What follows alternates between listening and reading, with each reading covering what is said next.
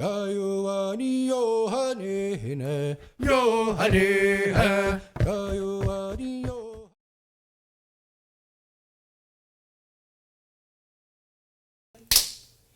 Sego, ladies and gentlemen, and welcome to a special edition of Akwesasne Review. We are your hosts. I'm Fallon Davis. I'm Benjamin Hearn, and with us in studio, we have a special guest, current Tribal Chief, Beverly Cook. Welcome. Hi, glad to be here.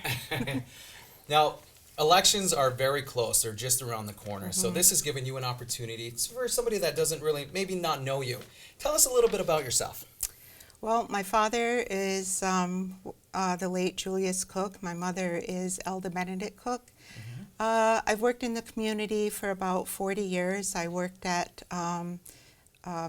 St. Regis Mohawk School as school nurse for about 3 years. I worked at Messina Hospital for a while. Worked at the St. Regis Mohawk Health Services as a nurse and a family nurse practitioner for almost 30 years, and then tribal chief for 3 years. Wow.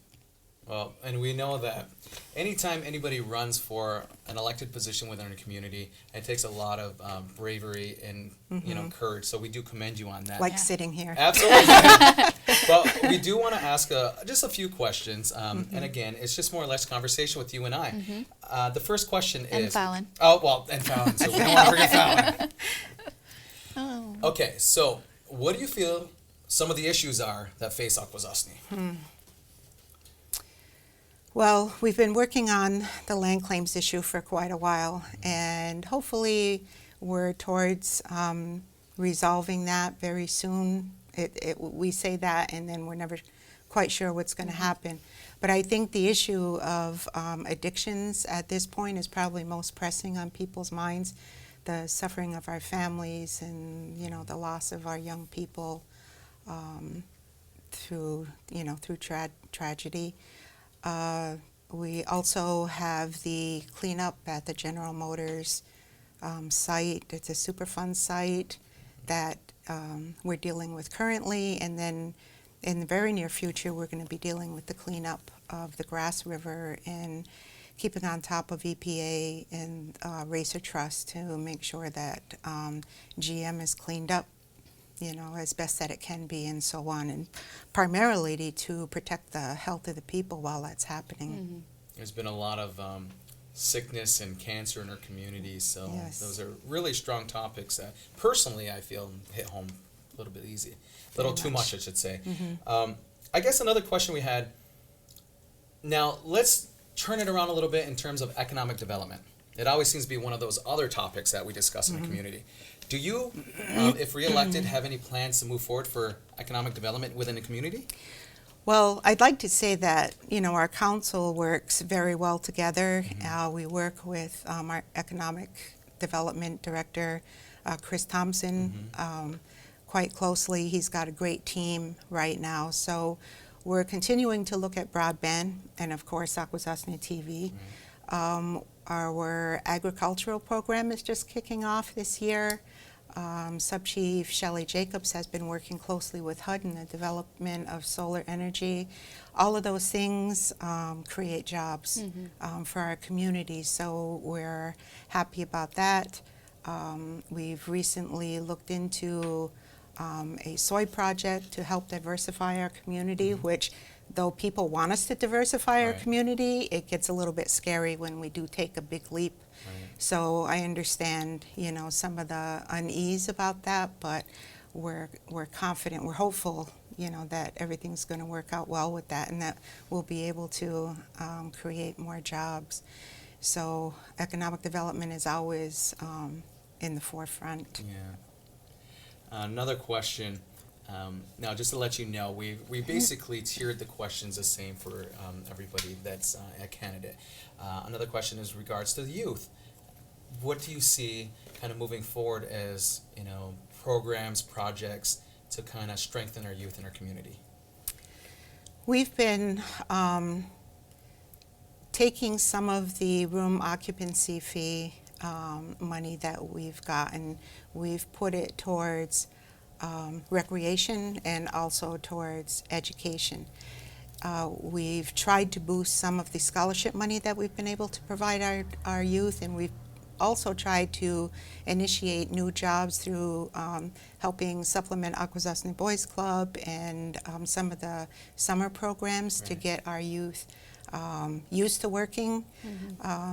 So we encourage them to practice, applying for jobs and that sort of thing. And we know that there's not enough money to really help Right. them, and we would really love to prep them to get into college with the skills that they need, studying skills and how to promote themselves when they're applying to school. So there's quite a bit of work to do with our youth. And So it Well, kind of 'cause- goes hand in hand. Well, yeah, economic Education and- development too, and the youth, it all comes back to another because our community is ever growing, so it's only necessary that we make sure we Right. expand anywhere. And I'll tell you, there's nothing like sitting at a tribal meeting and inviting your program managers and your division directors to come forward and talk about their work. And we are so proud of them. They're the way that they can articulate, and they know what they're talking about. They're professional, and they're so well educated and experienced by the time they come back home that it's a relief, for me anyway. The oldest member on council, and to me it's really encouraging that we have the capacity to keep growing, and that we have young people that are going to pick up the mantle. I know that the role of St. Regis Mohawk Tribal Chief is a strong role. I've worked at the tribe itself, and I've seen kind of firsthand what you guys go through. So I wanted to beg the question, who or any specific event inspire you to run for chief or re-election for chief? What makes Bev Cook say, I do it. want to continue? I'm going for it. Yeah. You know what made me go for it? Yeah, that's what we want to know. To stand in the face of adversity and to be challenged in a way. At one point not too long ago, I felt that my integrity was challenged, and honestly, there was no way I could turn away from continuing the work, because I really felt that I've put everything into that. Right. And my father, Julius Cook, really has a lot to do with how I conduct myself, how I see the world, the amount of respect that I try to extend to other people. Unconditional personal regard is really something that I try to, it's a core value for me. And so I feel that I have that, and I want to keep that going on our council. And I think it's part of why we're as successful as we are, despite some criticisms that we might get. But if you're not doing anything, you can't be Yeah. criticized, can you? So Yeah, I really like that. yeah. So, all right, folks. So this comes to the fun part of the show, and I know Fallon's just waiting to ask a question. So go ahead. Okay, so we want to know what the last book that you read is. The last book I read. Okay. Yeah. It actually was about 2 months ago. I moved in with my mom, Okay. and so I had to go through some boxes and stuff, and I came across a book that someone had given me about 10 years ago, and I never read, and it's called Keeping Heart at Pine Ridge, and it's written by a Vietnam vet. His name is Vic Glover, and he writes in there about life on Pine Ridge Reservation and his friendship and association with a ceremonial family from out there. Nice. And That's deep. it actually is, because it gives you some insight. We suffer many of the same things here, but it's like to the 100th degree out there. So it's really I don't know if you'd ever find it. I was in gonna say, is it a bookstore or movie? anything. Did you No, cry? it's not a movie. Did you cry when No, you read it? no, I didn't cry. I No? didn't cry, but it was interesting, the parallels. It's just that it's so much more intense. Yeah.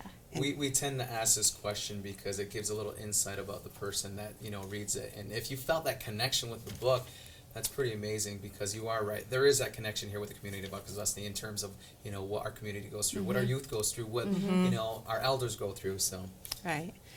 Yeah, it also helps that I've been out there too, so I could Really? really relate to it, yeah. Well, that's cool. That's Yeah. cool. Otherwise, I like James Clavell novels. Wait.